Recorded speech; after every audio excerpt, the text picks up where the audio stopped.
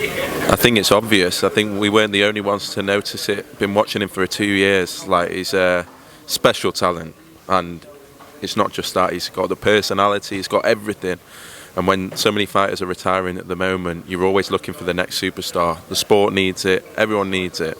And that's where we're investing our money, is in the future. And Ben Whittaker, we believe, is the future. We could spend our money on taking established names and looking at that.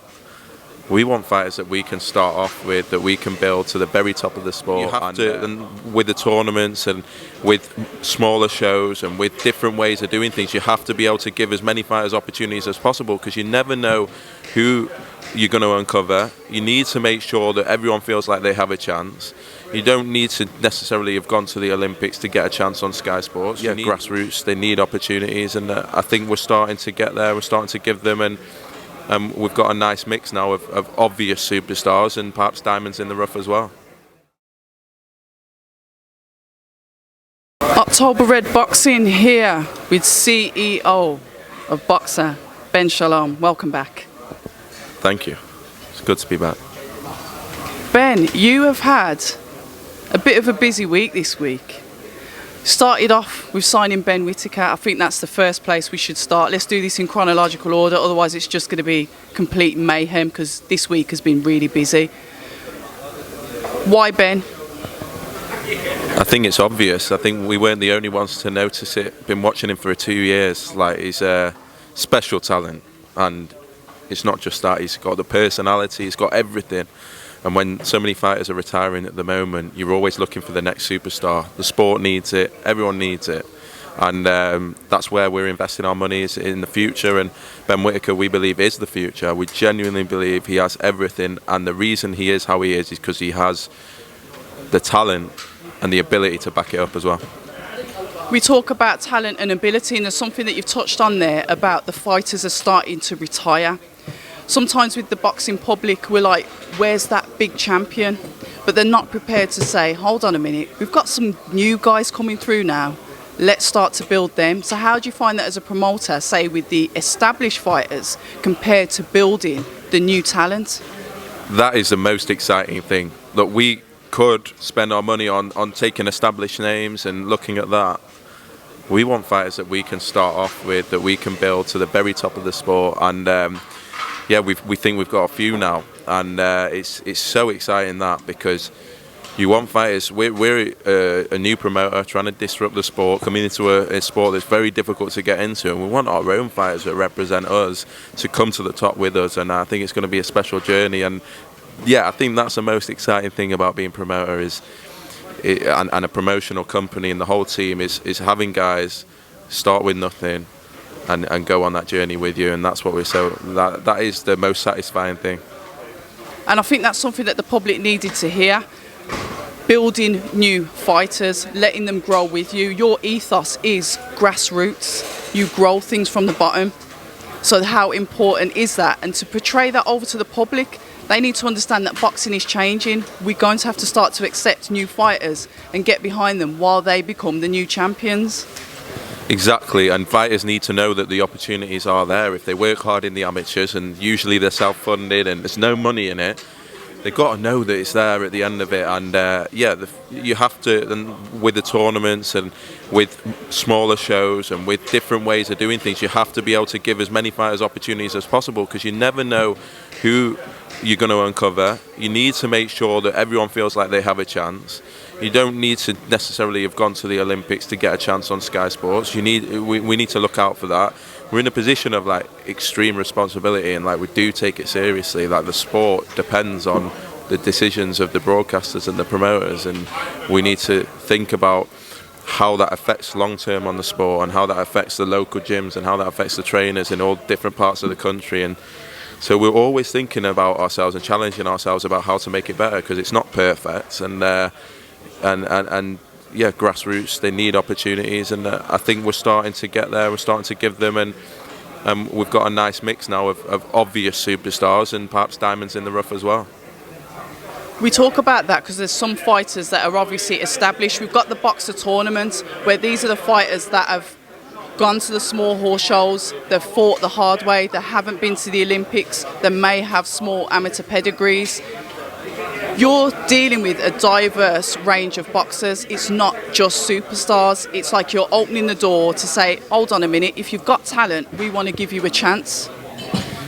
Exactly, but it does go back to the fact that this sport needs it. It doesn't have any real infrastructure. It doesn't have any, it's not like the best fat always rises to the top. You've got to have the opportunities. You've got to be given those. And so you can be knocking on a door as hard as you want, but if it's not there to open, then it's not there to open. And that's why I think that's the focus for us, is just trying to even up the playing field a little bit, trying to make sure that people can see it as a viable opportunity, and that there's going to be a lot of work out there for them. We've done more British shows than any promoter this year, even though we've got a sort of stable that we've had to start from scratch, and that just shows a commitment to the sport in this country. And that was what Sky were focused on, was we want to reinvest, we want to go again, and we want to make sure this time we really think about the long-term effects it's going to have on the sport. We talk about Ben Whittaker obviously being the rising star, the one that everyone's got their eyes on at the moment, light heavyweight fighter. I spoke to him the other day and he's already mentioning light heavyweights. Dan Aziz was one of them that he's mentioned that he'd want to fight. How do you find that ambition? And he's almost like, I don't know, he's like a wild horse that is just ready to go out there and take everybody on. I think you gain a lot of confidence when you are that well established in the amateurs, when you've won medals, when you've fought the best guys from all around the world. That's what's given him his confidence. It's not unfounded. Everyone knows he's a special talent. You can ask people in the industry, the guys that have sparred with him, very established fighters, this guy is something special, like truly something special, and he's now going to be adding power to his game, especially that you need in the professional sport. And he knows where he can go, we know where he can go, and his personality helps, I think, because at the end of the day, he feels an opportunity now to become the face of British boxing. He genuinely believes that, because he feels he was destined for that, and that's why he's made this decision. And he talks the talk, and we've seen that from the greats over the years, the ones that we all got into the sport. Like, we want Ben to be the reason why the young guys in the future go, that's why I got into boxing. How do you then, as a promoter, work with his management team to still make sure that he's guided correctly through his career? Because you've got to build him, and I get it, fair enough, he doesn't want to fight the average journeyman, he wants to push his career on because of his accolades, I get that. But then how does you balance that out with his management team to make sure that his career is guided correctly? At the same time, he's only 24 years old, so he understands that we're going to want to take it. We want to show him off in different areas of the country. We want people in Scotland to see him, northwest, southwest, take him all around. And so that means it's a process. He's also got a completely new trainer he's got to get used to. It's going to be a completely different experience. I think the difference perhaps with him to other guys coming out of the Olympics is he is still young. There's no rush. He could fight some of them tomorrow. I'm convinced of it. But he wants to become a superstar as well, and to do that, he's got to fight on the biggest platforms regularly, all the time, and show people what he's got. And it's an exciting journey. You know, it's going to be it's going to be 3, 4, 5, 6 years of building Ben Whittaker to be the face on Sky Sports. And you mentioned that a long-term deal. What is that deal? How have you signed that with him? And why was it that you thought, you know what, he's definitely worth the investment? I get it, his pedigree. But like I said, amateur boxing is completely different to pro. You've still got to look at it as a long-term investment. So what was it that made you say, you know what, we're going to keep you for a while? You know what, it's a work ethic. I think all fighters talk the talk, but he works hard, and they might have a lot of bravado, but we've watched him for a long time. He's a safe bet.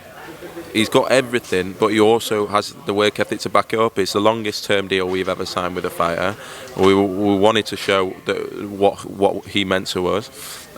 We feel like he fits our brand entirely. We're a disruptor. He's not like anything that's come before. And in the end, it made sense, and we know Sugar well, and we managed to put the pieces, and 258 have been brilliant as well. And sometimes I think people have thought maybe 258 have had previous fighters with certain promoters, and therefore won't.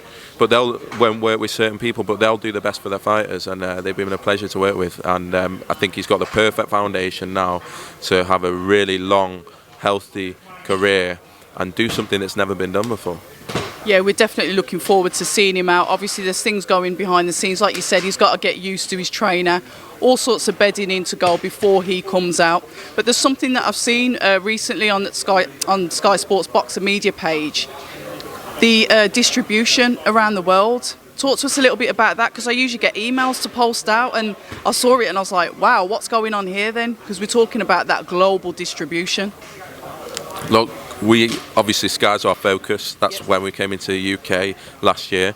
But since then, it's been about building relationships, making sure that we can have the best broadcast deals in every territory, choosing partners that can grow us in each territory in a different way. Every country has a different state of boxing, a different state of broadcasting, and we've tried to be selective and go, what's the best for the US?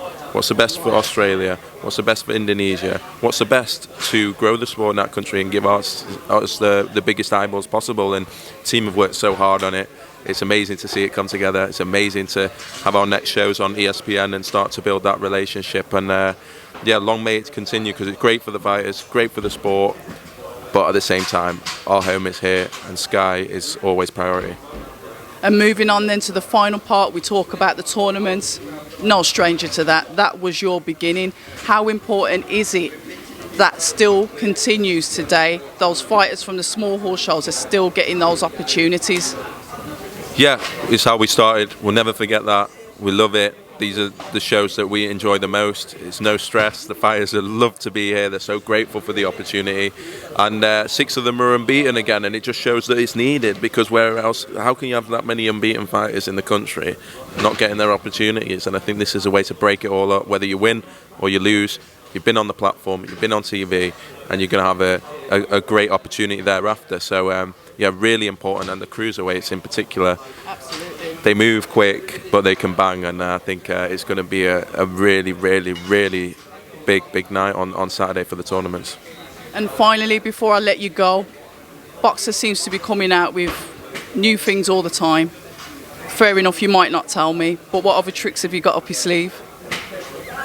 We are very much early stage, and people keep saying about different things that we're doing, but we feel we've not even started. Like, we're frustrated. Like, we know what we can do, and we're just starting, and we're having to sign fighters outside the ring, but we're also having to hire in our team as well. So it's like a constant sort of growth period. But things are starting to come together, and there's many more things to come. And it's really exciting, because I think people have seen how hard we've worked over such a short period of time to be here. And we know that they haven't seen anything yet. There you have it, October Red Boxing and lovely Ben Shalom. Until the next time, it's always a pleasure, and all the best on Saturday night. Thank you very much. Cheers.